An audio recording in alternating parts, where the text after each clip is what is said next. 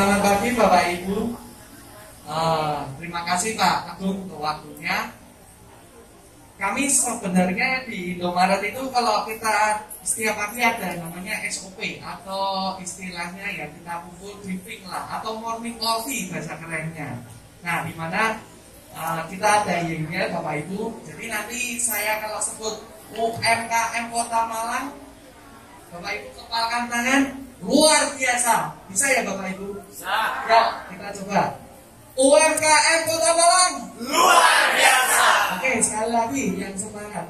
UMKM Kota Malang Luar biasa. Oke, terima kasih. Karena keterbatasan waktu mungkin saya cepat ya. Nah, ini nanti ada beberapa penataran saya. Yang pertama pemilihan seleksi produk, terus syarat produk dagangan, syarat sebagai pemasok, proses penerimaan produk baru dan lain-lain. Next Pak. Nah ini Bapak Ibu, ini yang penting itu kemasan, dimana setiap orang atau konsumen mau beli produk itu pasti dia akan melihat kemasan dulu.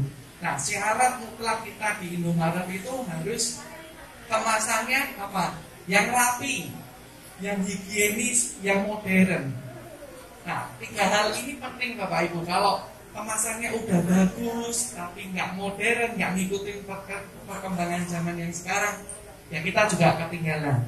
Nah, yang pertama packing benar-benar bagus dan konsisten, tahan lama sampai pada batas kadaluarsa. Ya. Ya nanti Pak, saya ambil.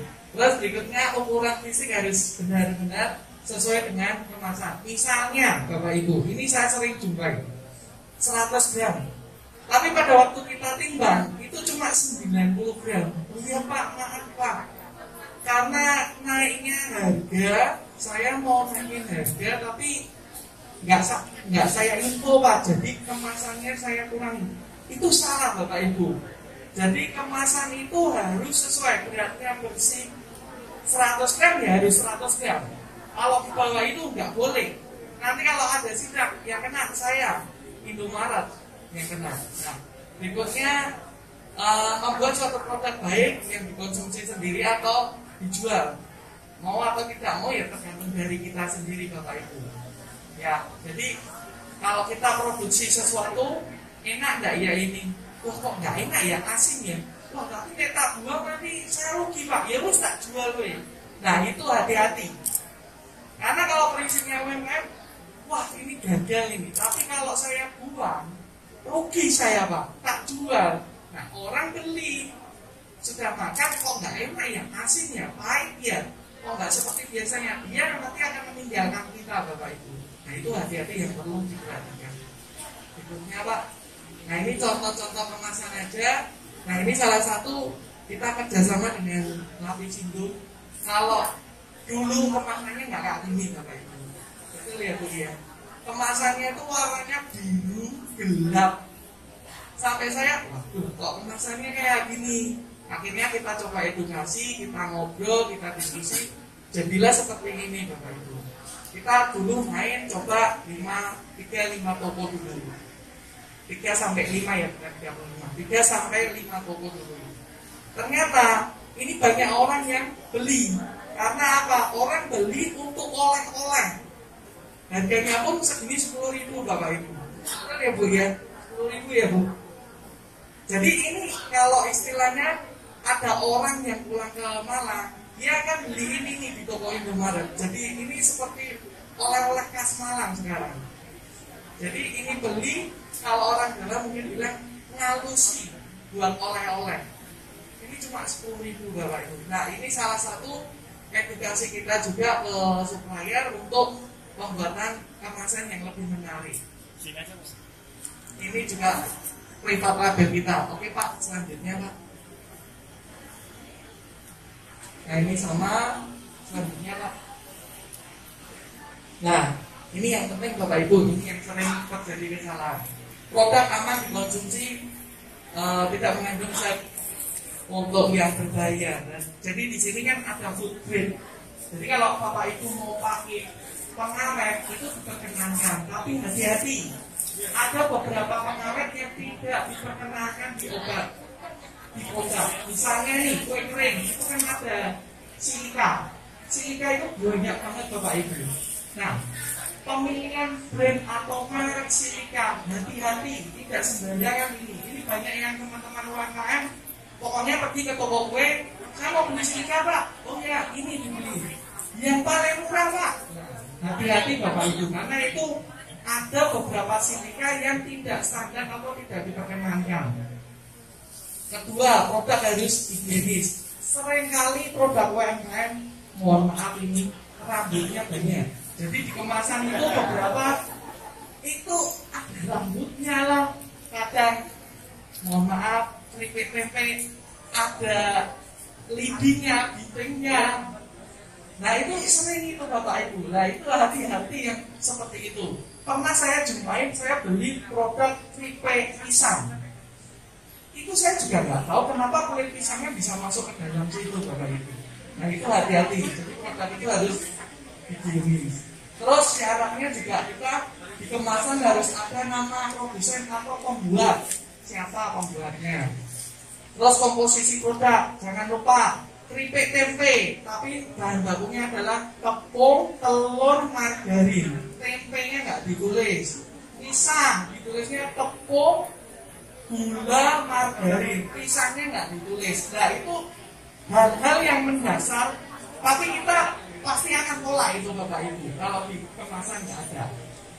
Berikutnya ukuran gram. Ini sering sekali terjadi masalah. Nanti kalau ada yang bisa menjawab, tunjuk jari, nanti kita kasih voucher Bapak Ibu. Penulisan gram yang betul gimana? G, gram, atau GR?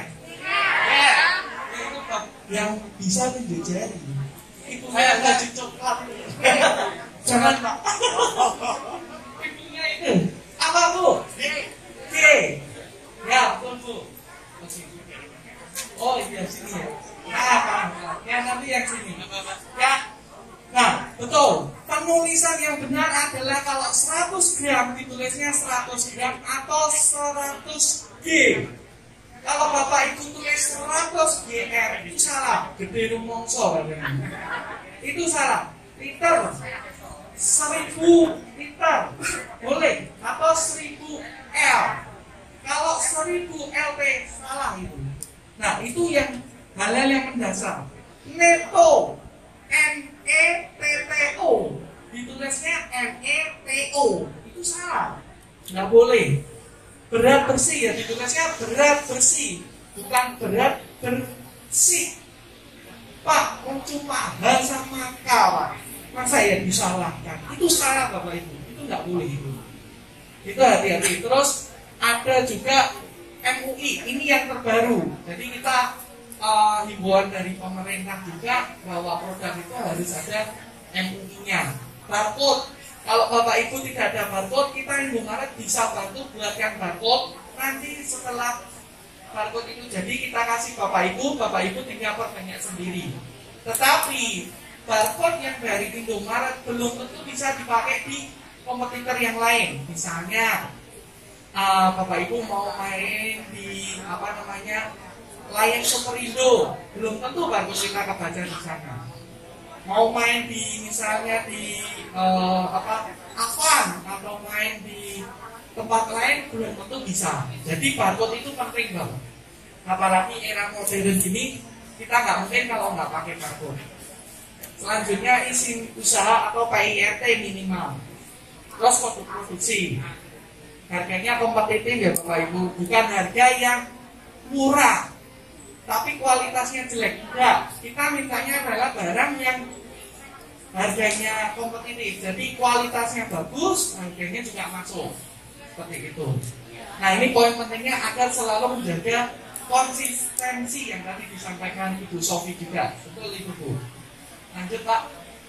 Nah, ini legalitas hukumnya.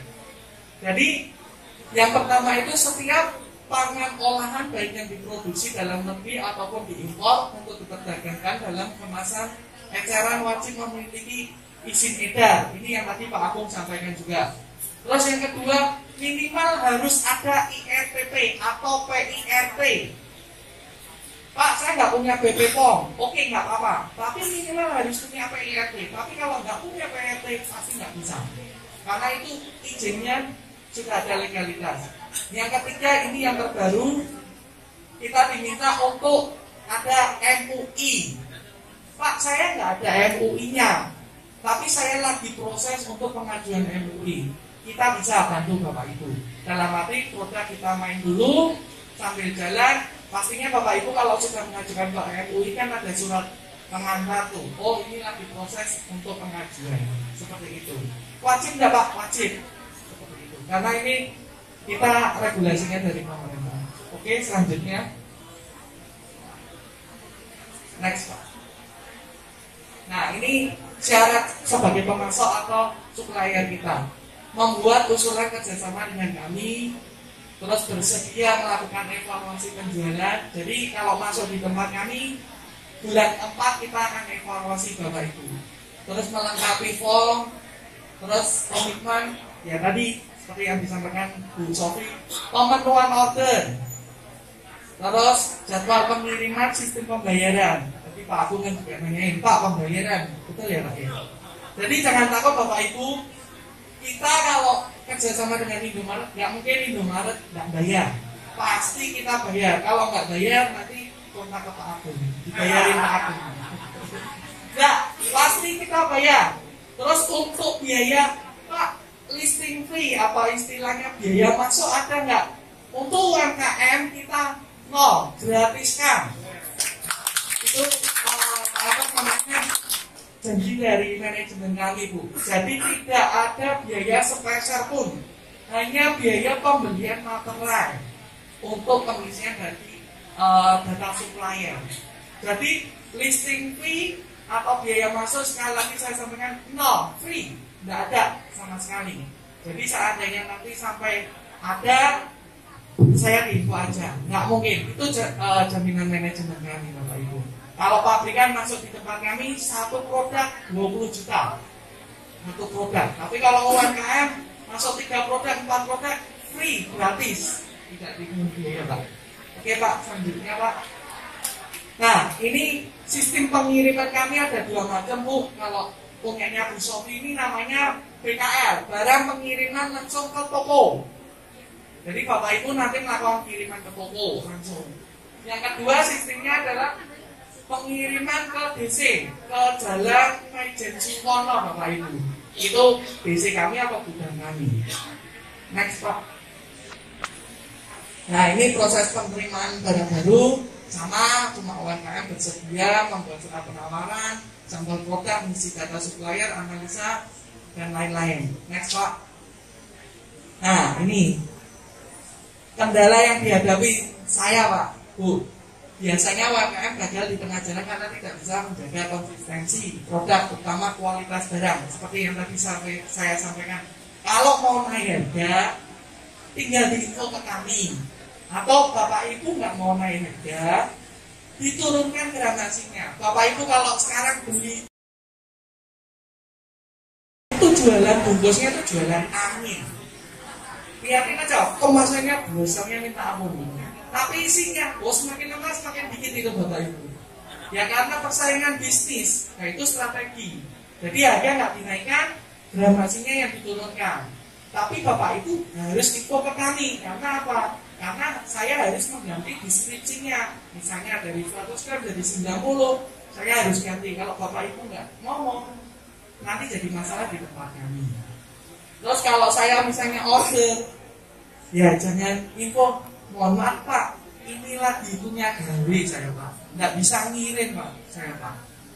Mohon maaf Pak, pegawai saya itu baru melahirkan Pak, nggak bisa ngirim Pak. Halal itu yang saya nggak bisa Bapak Ibu, karena kalau sudah masuk Indomaret, ya harus sanggup seperti itu. Sebagai gambaran aja, satu toko misalnya 4-5 produk.